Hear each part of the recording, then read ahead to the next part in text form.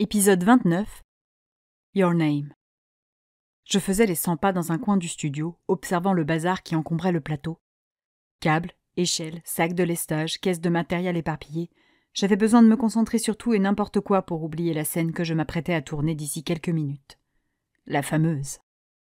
À la base, il s'agissait du dialogue que je devais apprendre pour auditionner, mais le livre de 350 pages devant tenir en un peu moins de 2 heures à l'écran, la scène avait subi des modifications à la réécriture du scénario et 2 dialogues avaient été condensés en un. Yue allait encore hurler. Case avait été éjecté de la scène, donc pas de Summer pour détendre l'atmosphère, et il ne restait qu'un échange concis entre Kame et Adelis permettant de faire avancer l'intrigue.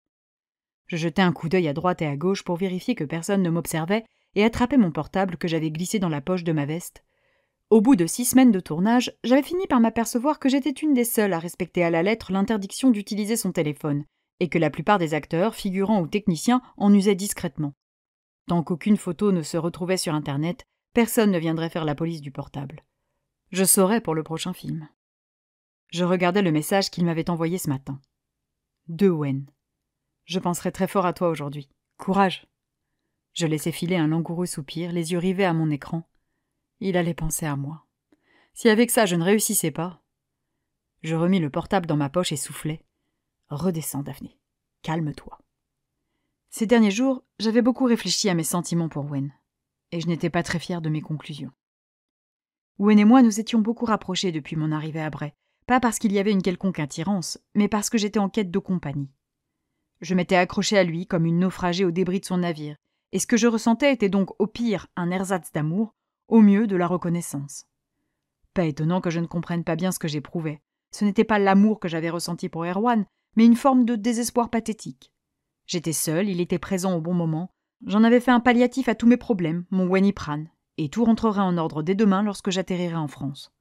Une fois mon besoin d'affection comblé par ma famille et Yue, mes sentiments pour Wen disparaîtraient, c'était évident. C'était forcément ainsi que les choses allaient se dérouler. « On va y aller. Daphné, Noam, vous vous mettez en place, s'il vous plaît !» Je secouai la tête pour revenir à moi. Noam venait d'arriver du maquillage et suivait le premier assistant réalisateur vers le centre du plateau où nous attendait Chris. Je me dirigeai vers eux en tremblant. J'avais beaucoup travaillé. Je connaissais mon texte sur le bout des doigts. J'avais cherché toutes les théories imaginables sur Adelis. J'avais révisé avec Tina, qui m'avait donné plein de conseils pour bien réagir aux répliques de Noam. J'étais prête, mais bien sûr, depuis mon gros plantage, ma confiance était abîmée, et impossible de ne pas stresser. « Daphné, tu vas arriver par la droite. Noam, tu cours derrière elle pour la rattraper. Vous vous arrêtez au niveau de la croix, ici. » Je suivais Chris des yeux qui nous montrait le mouvement. « Tu sors de cours et tu te diriges vers ton dortoir. Marie, on a les livres pour Daphné ? » ?»« Oui, je t'apporte ça, » répondit l'accessoiriste au loin. « Pour ce qui est de vos sentiments, Daphné, tu restes dans la méfiance. Noam, toujours sûr de toi, puis le doute, relevé d'un soupçon de déception lorsque tu comprends que la bête ne peut pas être un polymorphe. Proposez-moi ce que vous pouvez dans ce sens-là et on réajustera. Ne stressez pas.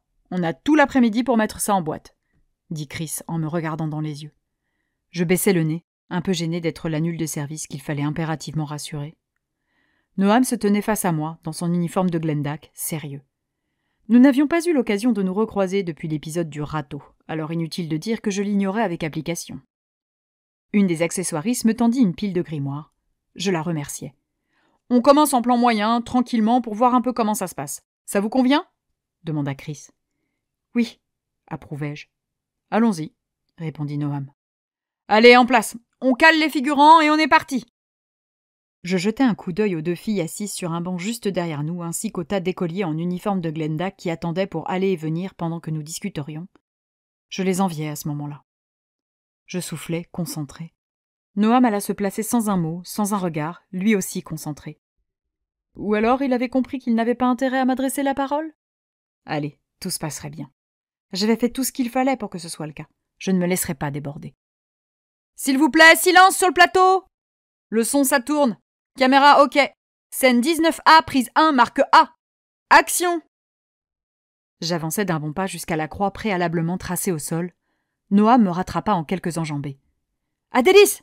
Adelis ! Tu as 1 minute ?» Je m'arrêtai et me tournai vers lui, le regard méfiant. « Qu'est-ce que tu veux ?» Kame jeta un œil autour de nous, vérifiant que personne ne nous écoutait. « C'est à propos des polymorphes. » Je fronçai les sourcils. « Que veux-tu savoir ?» Case et moi avons toutes les raisons de penser que le monstre pourrait être un polymorphe. Tu veux dire qu'un druide de Glendag pourrait être à l'origine de ce carnage ? Dis-je horrifié. Adélis venait d'une famille déchirée, et l'académie était toute sa vie. L'idée qu'un enseignant puisse être tenu responsable et entraîner une fermeture de l'établissement lui faisait forcément peur. Un druide ? Ou un élève ? Fit remarquer Kame. Je penchai la tête sur le côté, pensive. Un élève, c'est peu probable. La polymorphie demande des années de pratique pour être maîtrisée. Pourtant, toi, tu sais te changer en corbeau, non ? Je ris amèrement. Oui, mais je n'ai jamais appris. J'en ai hérité. Un élève pourrait très bien avoir hérité d'un don identique. Son sang serait alors impur. Pourquoi s'acharnerait-il à tuer ses semblables ? Ça n'a pas de sens. Mais, tenta de protester Kame, et tu oublies un détail. Les magies qui protègent Glendag sont puissantes. Il est impossible de s'y transformer. Et tu peux me faire confiance, c'est vraiment impossible, dis-je en lui jetant un regard sous-entendant que j'avais déjà essayé. Je l'abandonnai là pour filer vers mon dortoir. Noam resta sur place, m'observant m'éloigner. « Et on coupe !» Je baissai les épaules, désemparé. Je transpirais tellement sous l'effet combiné du stress et de la chaleur des éclairages que mes livres de cours avaient manqué glisser 20 fois à cause de mes mains moites. Mon chemisier me collait dans le dos sous ma veste, me donnant certainement une dégaine figée. J'avais l'impression d'être un vieux bonbon qui aurait fondu dans son papier. J'avais buté sur le mot polymorphe, j'avais tremblé sous le regard dur et froid de Noam, sans parler de mon trouble à sentir celui des figurantes assises derrière moi, guettant la moindre erreur pour pouvoir me tailler en pièces dès qu'elles en auraient l'occasion. Je connaissais trop bien les moqueries qui alimentaient leur discussion. Bref, ça avait été un carnage, et j'allais me faire défoncer. Je soufflais en m'éventant avec un de mes grimoires. Il ne me restait plus qu'à assumer ma piètre performance. Chris allait m'assassiner. Ce dernier se leva pour nous rejoindre. « C'était pas mal du tout. Daphné, tu peux marcher moins vite au début ?»« Oui, pas de souci, » répondis-je au garde à vous, prête à encaisser la remarque suivante. « Et Noam, regarde-la dans les yeux. Elle est intimidante, mais tu restes confiant. Kame est un peu trop sûr de lui, orgueilleux, voire arrogant, » suggéra Chris. Je ne pus m'empêcher de pouffer discrètement. L'arrogance, voilà un sentiment qu'il n'aurait aucun mal à exprimer. D'accord, je vais rectifier ça. Ne sois pas trop agressif dans tes questions. Kame a besoin d'Adélis. Si tu lui parles comme ça, elle risque de t'envoyer promener. J'approuvais d'un franc coup de menton. Et pas qu'Adélis, d'ailleurs. Daphné, tu ne changes rien. Tu me refais exactement la même chose. Je restais figé sur place 2 secondes, m'accrochant à mon tas de grimoires factices. Tout pareil ? Exactement pareil. Ton attitude, le ton, tout était parfait. On va en refaire 3 ou 4 en plan moyen et on va vite passer au plan serré. Ah, fis-je, un peu déstabilisé. Je regardai Chris s'éloigner vers le chef-op. « Il y a un souci, Daphné ?» s'inquiéta le premier assistant réalisateur. « Je me suis pas trouvée bonne. Je m'attendais à me faire engueuler et à devoir essayer des tas de trucs différents, donc... Il me tapota l'épaule. « Pas besoin. Chris est content. Vous êtes très bien tous les deux. Continuez ainsi. »« C'est possible d'avoir une bouteille d'eau ?» demandai-je. « Je suis en train de fondre sur place. » Il rit. « Pas de souci. Sawyer va t'apporter ça. » Il se dirigea vers mon 3e assistant réalisateur préféré qui portait une audacieuse veste noire à motifs orientaux dorés. Je me concentrai sur mes bouquins pour ne pas avoir à échanger avec Noam. « Il fait chaud, c'est ignoble, » dit-il soudain. Je l'ignorais avec application. Il ne pensait quand même pas que ce serait aussi simple, non ? « Tu repars demain, c'est ça ?» enchaîna-t-il. Je lui jetai un regard glacial. « Oui, pourquoi ?» Il haussa les épaules avec son sourire à la con. Comme ça, pour savoir. Sawyer parcourait le plateau dans tous les sens à la recherche d'une bouteille d'eau. « Dis-moi, on pourra parler 1 minute après le tournage, avant que tu ne quittes définitivement le studio ?» demanda Noam, comme ça, naturellement, comme si tout allait bien dans le meilleur des mondes. J'affichai un sourire machiavélique, ma vengeance à portée de main. « Ce soir ? C'est-à-dire que... Oh, c'est très embarrassant. Comment te dire ça sans te blesser ?» fis-je semblant de m'émouvoir. J'avais pris exactement le même ton que lui lorsqu'il m'avait joué la scène du râteau. « Je pense vraiment que toi et moi, on devrait garder nos distances. Genre, toi là, et moi par là, » dis-je en désignant l'endroit où il se trouvait, puis l'endroit où je me trouvais. Il rit. J'aurais dû m'y attendre. « Oh, et du coup, ça veut dire non, hein. N-O-N, vu que niveau compréhension, t'as l'air d'avoir des difficultés. » Il se mordit la lèvre, le rose aux joues. Il ne savait plus comment répondre, et j'en étais ravie. Sophia, une des maquilleuses, s'approcha de nous et commença à réapproprier le maquillage de Noam qui se prêtait docilement au jeu. « J'aimerais vraiment qu'on prenne quelques minutes pour parler avant ton départ, Daphné. S'il te plaît, » insista-t-il. Je soupirai. Avec Sophia en témoin, je n'allais pas l'envoyer promener. « Je verrai si j'ai le temps, » me contentai-je de répondre. Je n'avais pas l'intention de m'éterniser au studio. Tina m'attendait à la maison pour une petite soirée d'adieu pizza-télé. « Tiens, Daphné !» Sawyer me tendait une bouteille d'eau. « Oh, merci !» Je m'en saisis et l'ouvris pour en boire une gorgée avant que la maquilleuse ne s'intéresse à mon cas. Noam ne dit plus rien. Nous reprîmes notre scène encore et encore, les prises de vue variant d'un action à l'autre, et nous étions épuisés lorsque vers 18h30, Chris nous annonça enfin que nous pouvions rentrer chez nous. Je rendis mes livres à l'accessoiriste et me débarrassai de ma veste de blazer pour pouvoir respirer. Je m'éloignai du plateau afin d'échapper à la chaleur des projecteurs. Chris me rejoignit, le sourire aux lèvres. « Ah, Daphné, dernier jour aujourd'hui, c'est ça ? » ?»« Oui. »« Bien, j'espère que tu garderas un bon souvenir de ce premier tournage. » Je ris doucement. Je crois qu'il restera gravé en moi pour toujours. Je regardais les équipes s'affairer. « Je te remercie, ça a été un plaisir de travailler avec toi, » déclara Chris. « Et tout le monde te dira comme moi, de Cheryl à Sawyer, en passant par Travis, Stella, Louis, ils sont unanimes. Tu es une véritable pro. » Je rougis un peu. Je ne connaissais même pas tous ces noms. « Oh, eh bien, c'est... Merci. Je sais que tout n'a pas été facile pour toi, qu'il y a eu pas mal de doutes et d'angoisses, donc je voulais te rassurer. »« Ah, c'était une grande étape, » admis-je.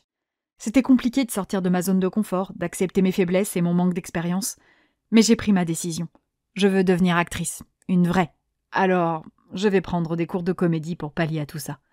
Je ne sais pas si ça m'aidera, mais un bon ami m'a dit que ça me donnerait confiance en moi et que c'était sans doute le plus important. Chris rit. Je ne sais pas qui est cet ami, mais garde-le précieusement. Il a parfaitement raison. Je rougis de plus belle en pensant à mon ami Wen.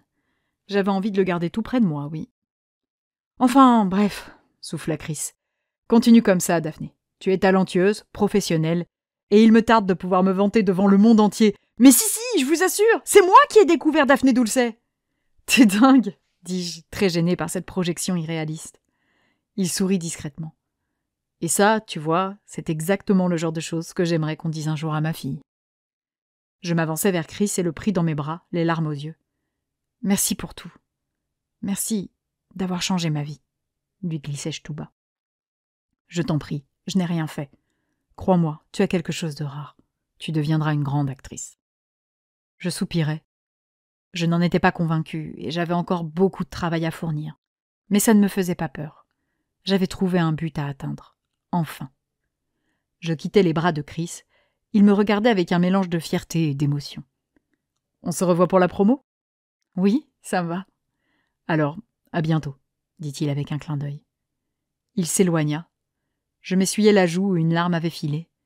Encore un moment précieux à garder à jamais dans ma mémoire. Je balayai rapidement le studio des yeux et ne trouvai aucune trace de Noam. Je me dirigeai vers Sawyer, qui discutait avec les figurants. « Dis-moi, Sawyer, t'as pas vu Noam ?»« Hé, princesse Daphné, Noam, il me semble qu'il est parti. »« Oh, ok. Tant pis pour lui. » Je n'étais même plus étonnée par son comportement. « Alors, ça y est, tu as fini ? Demain, tu retournes chez toi ?»« Eh oui, ça y est, déjà terminé. Je n'ai pas vu le temps filer, » reconnus-je. « Contente de rentrer ?» Je réfléchis un instant. D'un côté, j'avais envie de rester parce que travailler ici était une vraie chance et que rien n'était passé aussi vite que ma vie pendant ces 6 semaines de tournage. Et de l'autre, il me tardait de retrouver ma famille et Yue. Je dirais que je suis mitigée. Ah, c'est normal. Mais ne t'inquiète pas. Tu vas avoir l'ADR, les interviews, la promo, les avant-premières. Tu seras de retour ici avant même de t'en apercevoir. J'ai hâte. Et qui sait, peut-être qu'on se recroisera un jour. Tu ne reviendras pas l'année prochaine ? M'étonnai-je. La déception était palpable. Sawyer avait été génial tout au long de ce tournage. Positif, patient et à l'écoute, on ne pouvait pas rêver meilleur encadrement pour débuter. Alors, forcément, je n'avais pas envie d'imaginer les studios Ardmore sans lui. Il secoua la tête, un franc sourire éclairant son visage. « Non, j'ai d'autres projets sur le feu. »« Dommage. Tu me préviens dès que tu as tourné quelque chose, hein, que je puisse te soutenir ?» Son regard se troubla. Il semblait touché. « Ne me tente pas, Daphné Dulcet. »« Je suis sérieuse. N'hésite pas si tu as besoin d'aide. »« Je m'en souviendrai, attention. Quand tu seras devenue une immense star, je viendrai te chercher. Hé, tu m'avais dit que tu m'aiderais. Et je te dirais, ok, que puis-je faire pour toi? Promis? Promis. Il me tendit sa main. Je fis claquer ma paume contre la sienne. À bientôt, Daphné. À bientôt, Sawyer. Je fis une dernière fois le tour du plateau au cas où j'apercevrais ce crétin de Noam avant d'abandonner. Je n'allais pas attendre 3 heures que monsieur daigne présenter le bout de son nez. Vu le bonhomme, il y avait de fortes chances qu'il soit déjà rentré chez lui. Je traversais le studio prise d'un drôle de sentiment. La joie d'une écolière qui vient de finir son année et qui part en vacances le cœur léger, mêlée à la tristesse de l'adulte qui n'a pas envie de retourner à sa vie normale. Je passais par les costumes pour rendre mon uniforme, puis je me dirigeais vers le kiosque de la sécurité où j'abandonnais mon badge. Demain, on ne me laisserait plus entrer. Je contemplais une dernière fois le panneau Ardmore Studios en me souvenant avec émotion de notre première rencontre. J'avais vécu un truc incroyable et il me tardait de poursuivre l'aventure. Je sortis mon portable de ma poche. J'avais 2 messages. De Yue. Demain, j'ai trop hâte! De Owen. Tout s'est bien passé? Je décidai de répondre d'abord à Yue. De Daphné. On mange ensemble? J'atterris à 15h40, je serai à Château-Giroux dans l'heure qui suit. Le temps d'embrasser ma famille et tout. 19 € au McDo? C'est pour moi, bien sûr. De Yue. Si tu savais ce que ça me fait du bien de lire ce genre de message. Je crois que demain, je vais chialer. Je souris en coin. De Daphné. T'es bête. Je repris ensuite ma conversation avec Wen. De Daphné. Ça s'est très bien passé. C'était génial même. J'arrivais devant la maison et montais les marches du perron pour atteindre la porte d'entrée. J'avais à peine entrouvert celle-ci que... Surprise! Je sursautais. Summer? Alejandra? M'étonnai-je. Tina rit, ravie d'être parvenue à me surprendre. On a eu envie de se faire une petite soirée d'adieu entre filles. Je refermai la porte derrière moi. C'est une excellente idée. Je suis contente de vous voir, dis-je pour Summer et Alejandra, par politesse. Je ne pensais pas vous recroiser avant longtemps.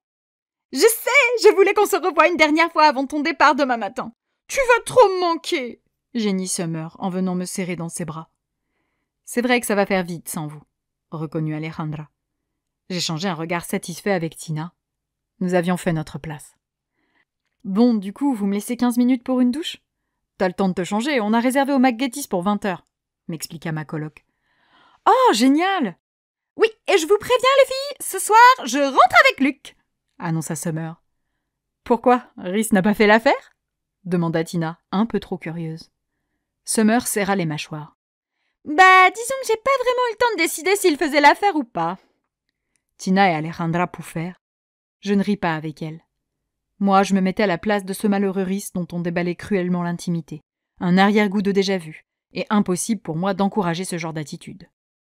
Pauvre Summer, ironisa Alejandra. Au moins, avec Luc, je sais à quoi m'attendre. Sexe bestial et sans sentiment, mais excitation au maximum, avec forte probabilité d'orgasme, je prends. Je vérifiai machinalement mon portable. Pas de réponse de Wen. Ok, par contre, on peut ne pas rentrer trop tard? Genre 23h? Ça m'arrangerait.